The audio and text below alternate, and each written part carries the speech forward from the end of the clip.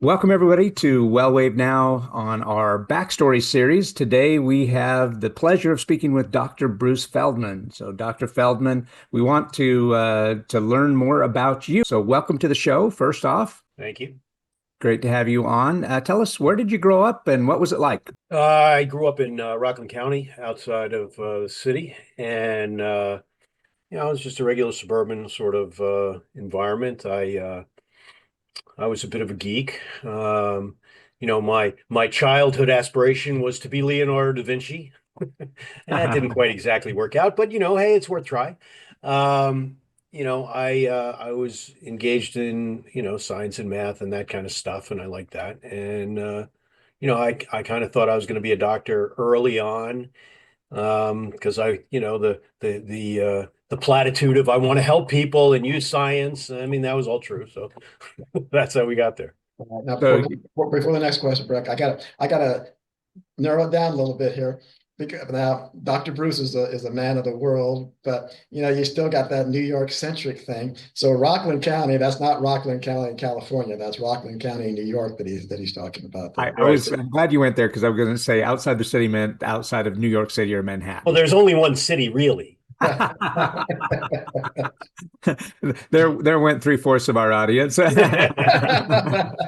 So to be fair, I've actually lived in the sort of the entire Northeast corridor. I grew up outside of New York. I went to school in Philly. I worked in Pittsburgh. I went to school in Philly. I trained in Baltimore, and then I practiced in Massachusetts, in outside of Boston, Gloucester, and then I came back to New York. So I've done that whole corridor thing. It was interesting because, I joke about this, but I had gone to Philadelphia originally, and after starting college, and I thought, this is a city, because Philly compared to New York, the downtown is so much less massive, really. They have a You know, little more room to spread out it where. definitely gave me. Yeah, I mean, it definitely, you definitely have a skewed view of the world. There's no question. That New Yorker cartoon about New York and the rest of the world.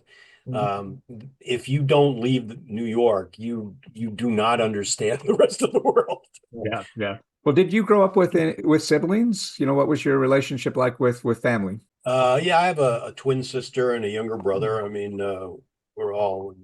I mean, it was a normal suburban existence. My brother's a pediatrician now in Massachusetts, and my sister is actually retired at this point. But Did she also go into medical as well? no, she worked for Mobile. Okay. All So right. so you knew early on that you wanted to be a doctor. So what'd you do before that as you were coming up? Did you dabble into music? Did you play sports, or you just went right into learn how to be a doctor from age 5, Dr. Bruce? What happened? I mean, like I said, it was just a regular. Yeah, we played around the neighborhood, rode the bike. I got pretty heavily into frisbee. Played ultimate frisbee at the national level for a dozen years. Um, that was and frisbee golf. Those were my things. It was interesting because back in college and all, we used to make fun of the people who played golf, because, like, how could that be a sport? And now it's kind of really the only sport I do is golf. That's funny. You mentioned the ultimate. I kind of just thought that was a game that kids played, right? But then I went to a tournament for college and I was like, my goodness, those are athletes. I mean, Yeah, amazing. we were. Yeah, I mean, I liken it in terms of activity levels. Um, Probably the comparison that comes to mind for me is playing um, defense in hockey. So these Mhm. guys are, on the ice for 40 minutes or whatever, and yeah, you may get some periods where you're calm, but then other times you're dry, you're running like crazy, and there's endurance. And we would play, 5 hours in a day. You'd be running like the whole time. And we once played. I remember a tournament we played. We went to the tournament with 9 healthy people, but you play 7 at a time. Mhm. Um, we ended up playing Navy in the finals. So this is our fifth game of the day. one guy got injured, so we were down to 8, and the 8th guy was not really, he didn't have good wheels by the time we played. They came with like 26, and they're all midshipmen, So we beat them, but it was hard. Yeah, yeah, yeah. I just was so impressed with not just the athletic ability, but the endurance, like you mentioned, and then the hops on these guys. They were going up. I don't know what you call it, the try line or the end zone or whatever. These Yeah. guys were skying up over the Oh, yeah. top of people and just snatching that away from each other. It was incredible. Well, Yeah, I well, have it a was new actually respect. in medical school one time we played touch football in something, like some break. And I hadn't played football in I don't know how many years. But in ultimate, it's it's challenging to play defense because the disc comes in at multiple different angles. Well, I Yep. got news for you. A football doesn't do that. Okay. A football goes up and it comes down.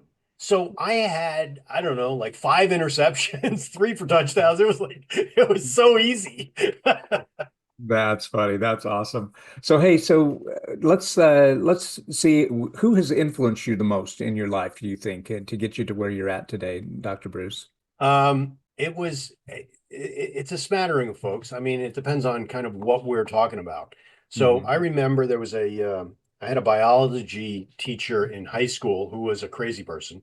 Um, and I mean, he'd be sitting there dissecting the fetal pig in with one hand and drinking his coffee with the other. I mean, it was a little. Um, but he was very interesting. I found the subject matter, compelling. And he had an interesting way of sort of um, elaborating it. So that pushed me to think harder about stuff. I've had a couple of professors in college who were so I should preface this by saying I always wanted to be a doctor. If I could be a doctor without going to medical school, that would have been convenient. Um, but because of my prior history, i.e., wanting to be Leonardo, I was always interested in everything else. So I went to Haverford College. Haverford has a very broad liberal arts curriculum, and it was my job to take as much stuff as broadly as I could. So, I was contemplating being an art history major at one point. But I realized, of course, if I did art history and I took pre-med stuff, then I wouldn't be able to do anything else. So I became a chemistry major. Um, but there were guys in religion, and one of the guys in religion actually ended up becoming sort of dean of Harvard Divinity. So he was a big time guy, and I used to sit in this class, and here's a discussion class of like 35 people, and I'd be taking the same number of notes in this discussion as I did from the biomechanical chemist guy, who was just talking nonstop. Right, So I right. loved all of that sort of just allows you to open your mind to different viewpoints to make sure that you're seeing the world from different angles. I like to say, I mean, if you go like this, you can't see me, right? But a slightly different perspective, and all of a sudden the world changes. So Hmm. you got to step outside. You got to, move a little askew, and most people are not looking at that. If you go to my website, there's a thing on there. There's a little display, just some dots moving on a page, right? And the dots demonstrate a data series, right? So if you go to the doctor, he's got a set of data. Well, if you look at those dots, you might see triangles moving around. Or those dots, you might see squares, or you might see a star pattern, or you might see all three, right? Well, if you go to the guy who's only seeing triangles and you actually have a problem with squares, he ain't going to figure it out. So, I didn't know we were going to get into politics here because that seems like that's kind of the view of certain people today too, right? You only see one way. I'm fond of saying, right? People say, I have to see it to believe it. And the answer is no. You have to believe it to see it, Yeah, yeah, Yeah, that's right? so those influences kind of brought you to that place of that thinking, being able to see outside the box, different perspectives. So given that now, how you apply it to your set of patients, what would you consider the essence of your wellness and health work today? And what do you personally get out of it after decades of doing it, Dr. Bruce? Well, so before I answer that directly, I want to back up to the idea that, my professional history runs through a bunch of different stuff, right? So when I first started in practice, I was just doing the regular primary care thing, and I was up in Massachusetts, heavily penetrated managed care environment. And in the first couple of years, it became very clear that someone was taking my money, and I wanted to know why.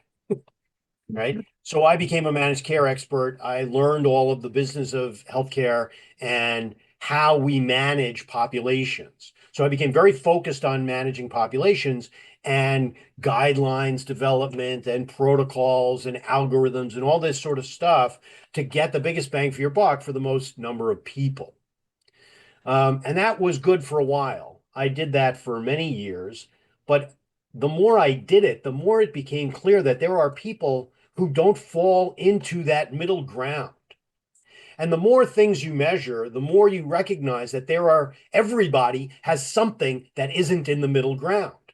And if it just so happens that your thing that's not in the middle ground is the thing that's actually driving a problem, then using a regular guy, conventional medical care, is not going to get you what you need because you're in that box. And this guy out here, he can't see it. He doesn't know what to do with it, right? And doesn't even really attempt to. It's like it doesn't exist. So that prompted me then to move into a non-insurance based program because insurance is not going to allow me to do the things I have to do to get that guy better. And then over a period of time, that morphed from a very, very firmly grounded conventional practice with a little tweaks here and there to something that's vastly different now. We're assuming that someone is sitting in my chair because they are an individual and their approach needs to be different, right? And then the whole functional medicine thing became more of a focus because at least it gives you an opportunity to start to look at, core elements at, what are the drivers of the problem? How do you actually, back your way? And if you look at my logo, it's getting out of the box, right? This is how conventional medicine works: is we put people in the box, and then the box gets treated, right? So people end up in the same box through dozens of different ways. And if you don't figure out how they got into the box, you can't get them out of the box. Yeah. Would it be fair to say that the patients that come to you have tried traditional measures and haven't gotten the answers, and so you're getting cases So that are literally sure, at their last straw, right? the vast majority, that's true. But there are people who, some are very proactive, who understand that whatever they're gonna want from the doctor is not going to come from that conventional office. There are other folks who understand that while conventional medicine does offer a whole series of successful rescue strategies, Mhm. they don't want to wait that long. I tell people all the time, right? So that I'm ahead of the curve. Well, that doesn't say very much because the curve is 20 years long. And, if you're coming to see me, chances are you don't have 20 years to, pardon me, fart around figuring it out. Right. Right. So out of this work, so it seems like you like the challenge of it, so tell me if that's right or wrong, but getting people out of the box. And so you've been doing this for a while now. You keep doing it. What do you get out of this work? And related to that, on the most challenging days you have, what keeps you coming back to it? I did an exercise where we defined core values, and one of my core values is what's called elegant solutions, which comes from my chemistry days, where basically you've got to make a product, right? And you've got to use the least number of resources or the least number of steps for the highest yield. So I approach all of the problems that way, right? How do we get this? How do we solve this in the most efficient manner? And basically what it requires is identifying the keystone, right? What's the single thing, if we can put all of these things in a big pile, what's the single thing that's going to, take them all down? So that drives a lot of what I do. Um, the um, the most challenging stuff. I mean, people come to the office, and I say, I mean, my office is piled with wacky stuff, right? I got people who just, if you drew it up, this is not how it's supposed to look, right? And even if you go by sort of standard thought processes and standard models, even outside of the, conventional stuff. I mean, we're talking functional medicine and whatever. I mean, whatever model you want, things are not adding up, right? Well, what typically will happen is it's a matter of you haven't found the right data yet, right? So figuring out how these puzzle pieces fit together is on one level what drives me. But, I mean, it can be distressing, right? I mean, these are people who are having real problems. And, we can get all dogmatic about stuff, which I really hate. I don't carry any specific dogma, right? Because that's just stupid as far as I'm concerned. Everybody is an individual. I do a lot of genetics. Why? Because the permutations are so vast that I couldn't possibly guess. So our ability to get to the bottom line requires more information. The more information we can get, the better, right? Right. Yeah.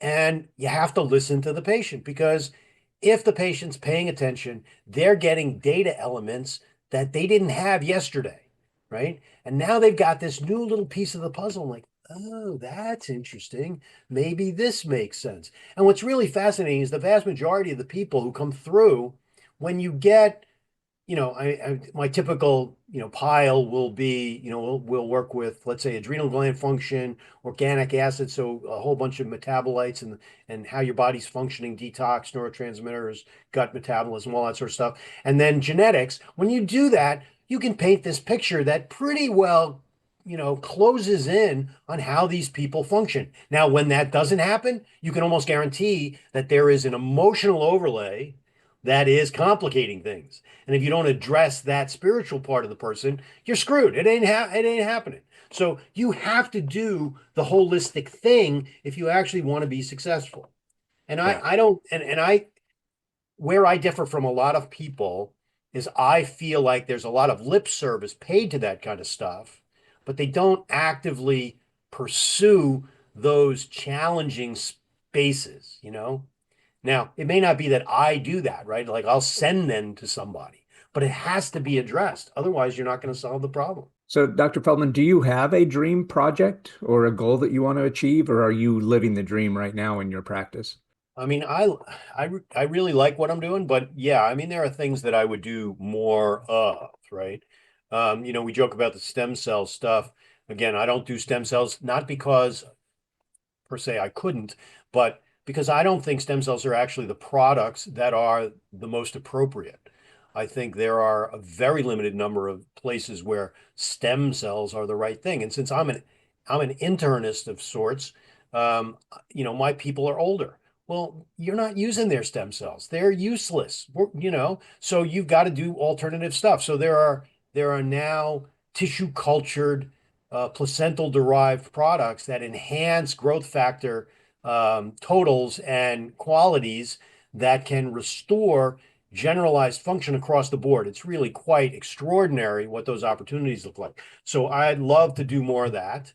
I would love to do more, straight up metabolic testing. Um, Peter Attia talks about the Centenarian Decathlon. What 10 events do you want to participate when you're 100? Right. And that could just be getting up off the floor by yourself. Right. Right. Walking 2 flights of stairs, whatever it is. Right. Carrying your groceries in from the car. Um, those kinds of things require pre-planning because we are all on the degradative slide. And the question is, how steep is your slide? The steeper, the worse, right? And um, it's not all about a long life, right? It's about a lifelong health. Hmm. And that's what we really have to drive for. But like just about everything else, if you fail to plan to fail, you're gonna die. And it's not gonna be pretty. The idea is to die pretty. Yeah, We exactly. actually had this, we in medical school, we actually we had a talent show, and we did this sort of Zumba class so that you could, die pretty and leave a good looking corpse. I will tell you, Breck, I like that one. I tell you, Breck knows that as my Moses plan. So Yeah. Moses was 120 years old, and at 120, he could still climb the mountain, and he just climbed the mountain and looked over and died. Die being able to climb the mountain and die quick. That's where it goes. Yeah, no, I mean, people don't understand that they don't get to pick how they die, Mhm. right? Right. I've had patients who were nasty, and they're like, well, I don't have to quit smoking, I don't have to do any exercise, I don't have to eat properly. And literally one guy was so nasty. I only said this to one guy. I said, he's like, I gotta die somehow. I said, yeah, you do. Except the problem is you're so nasty that the chances of you having a stroke and being debilitated for years and being wholly dependent on people who don't even like you is very, very high. So I think you really need to rethink this strategy. Did he The change? brute, No, but I felt better. the brutal truth, the brutal truth. Hey, you've got to tell our audience here what you told me off the air on the range of how you treat, Oh, from you mean so my joke is that I do everything from stem cells to witchcraft, but I don't do stem cells or witchcraft? yeah, yeah. So everything in between. So yeah, that's excellent. Well, let's get to the last portion of this segment, which I call the rapid fire. These are just some fun questions of what your preferences are. So you ready? Sure. Here we go. Are you more of a early bird or a night owl? More early bird. Okay. Do you prefer the mountains or the beach? I guess the beach. Okay, I should have said the city or the country, maybe for you. Are I, you? you know, I actually, I would probably prefer the country. Yeah. Okay. Yeah, and then do you prefer coffee, tea, or something else? Um, well, it depends on the time of day, but I'd say probably coffee. Okay, excellent. Well, it's sure been a pleasure to have you on, Dr. Bruce, and looking forward to the full episode. Until next time, remember, wellness, it's in you.